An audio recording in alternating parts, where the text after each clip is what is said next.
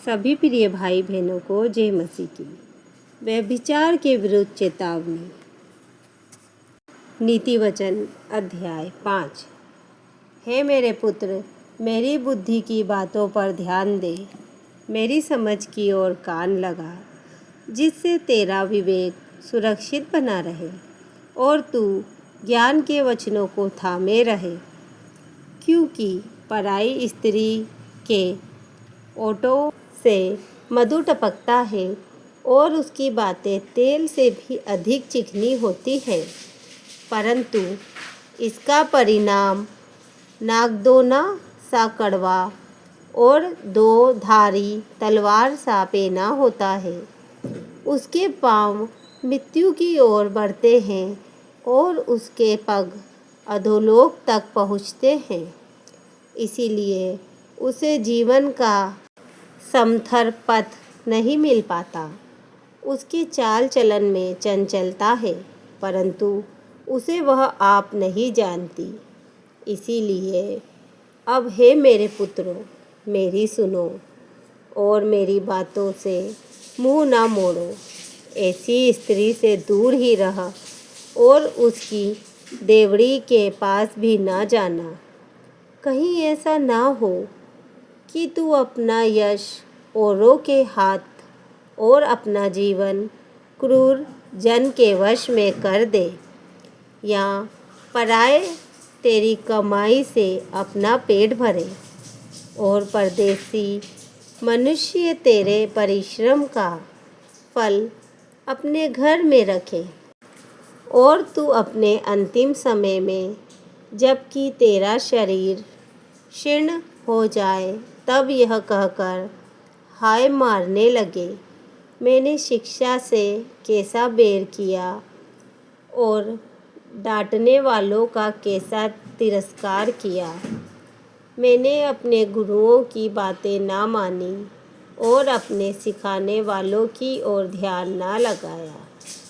मैं सभा और मंडली के बीच में प्राय सब बुराइयों में जा पड़ा।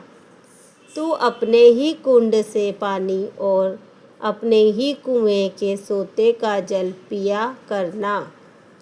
क्या तेरे सोते का पानी सड़क में और तेरे जल की धारा चौकों में बह जाने पाए? यह केवल तेरे ही लिए रहे और तेरे संग औरों के लिए ना हो। तेरा सोता धन्य रहे और अपनी जवानी की पत्नी के साथ आनंदित रह।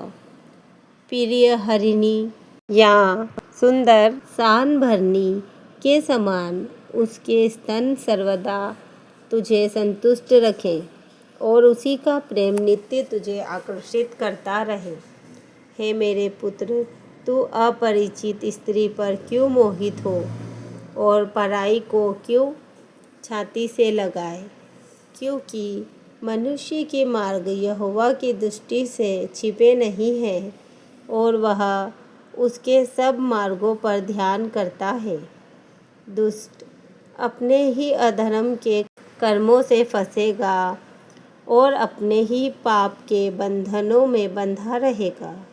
वह शिक्षा प्राप्त किए बिना मर जाएगा और अपनी ही मूर्खता के कारण भटकता रहेगा। अन्य चेतावनियाँ।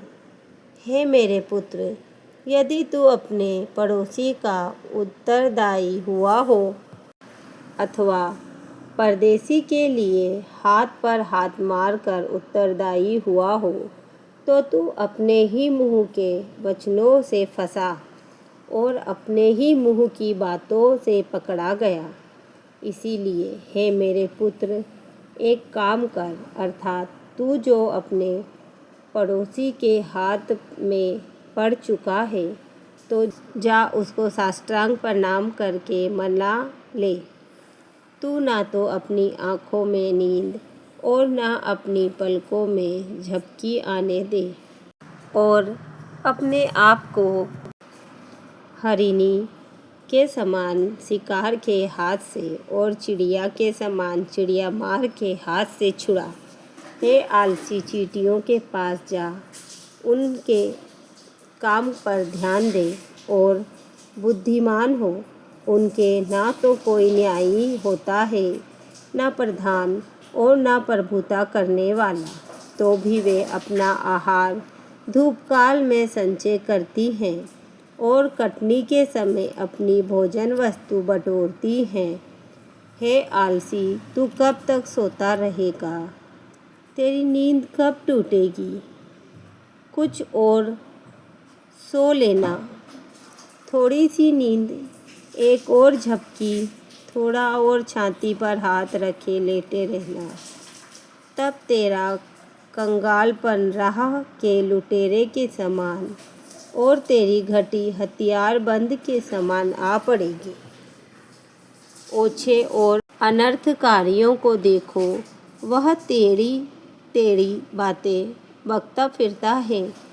वह नैन से सेन और पाँव से इशारा और अपनी अंगुलियों से संकेत करता है।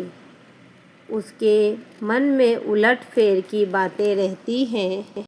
वह लगातार बुराई गढ़ता है और झगड़ा रगड़ा उत्पन्न करता है। इस कारण उस पर विपत्ति अचानक आ पड़ेगी। वह पल भर में ऐसा नष्ट हो जाएगा कि बचने का कोई उपाय ना रहेगा।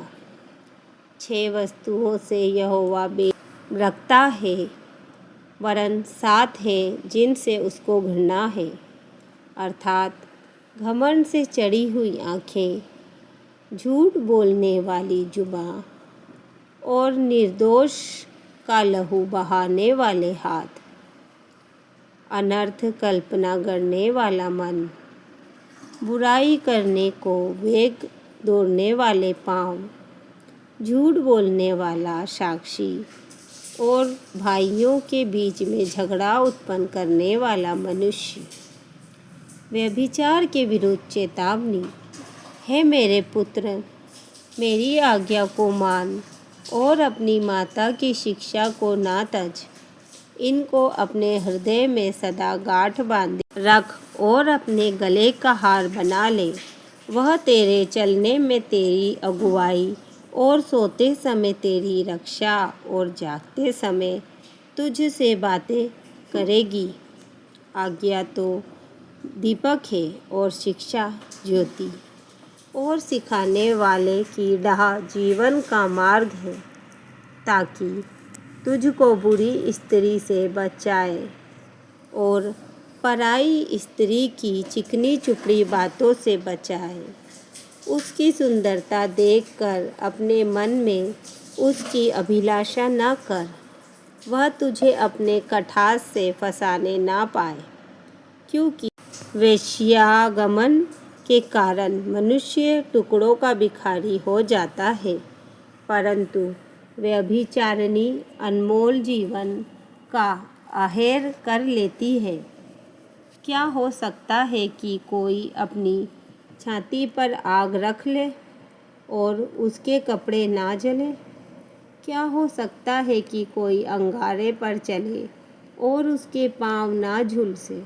जो पराई स्त्री के पास जाता है, उसकी दशा ऐसी है, वरन जो कोई उसको छुएगा वह दंड से ना बचेगा।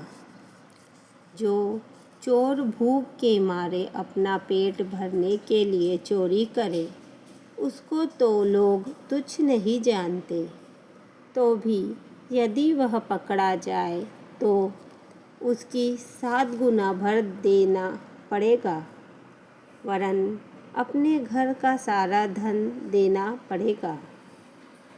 परंतु जो पर स्त्री गमन करता है वह निरा बुद्धि है।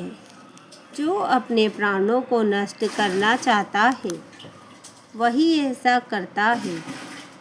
उसको घायल और अपमानित होना पड़ेगा और उसकी नाम धराई कभी ना मिटेगी, क्योंकि जलन से पुरुष बहुत ही क्रोधित हो जाता है और पलटा लेने के दिन वह कुछ कोमलता नहीं दिखाता।